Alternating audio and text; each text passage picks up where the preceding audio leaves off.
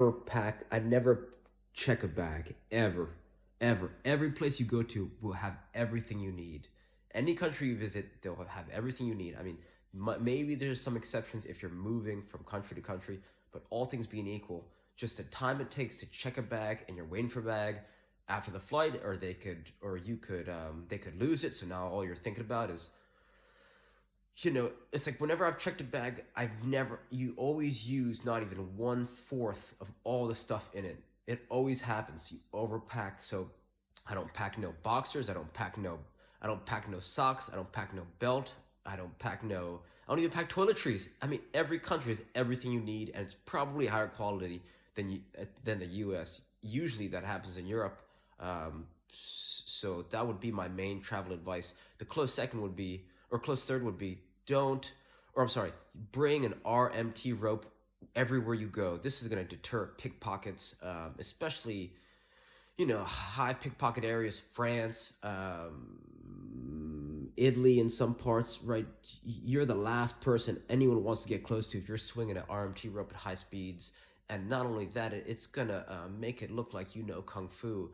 And obviously, you don't want to be going into well-known, highly dangerous areas just because you have an RMT rope. But you want to be aware of areas that are generally speaking safer and always use good judgment, right? You don't want to be, get yourself drunk and be stumbling around a dangerous area known for Americans to get into trouble. So it's good to do your research, but all things being equal, I mean, you just want to be safe and just try to stay safe. Um, Another bit of travel advice is, if you're in a country that American isn't the first language, the kindness that I've unlocked from strangers in different countries with only knowing the phrase, you say hello, or you say, you find the word out for madame or sir, or excuse me, sir. So in Spanish, it's, pardon, senor, or con permiso, senor. In German, it's,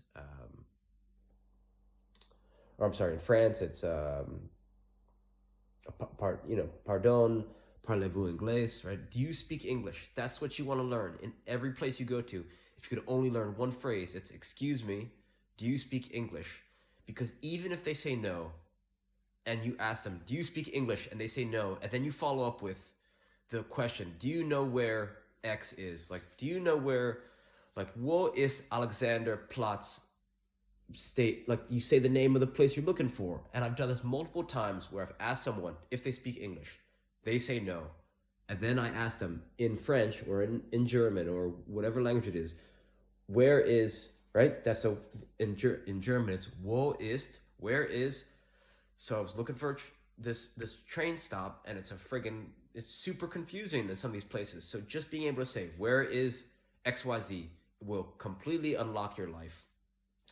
Each country I visited, I've spent just the plane ride and just a few minutes. So let's say I know I have a trip booked for Germany, which I did know in advance.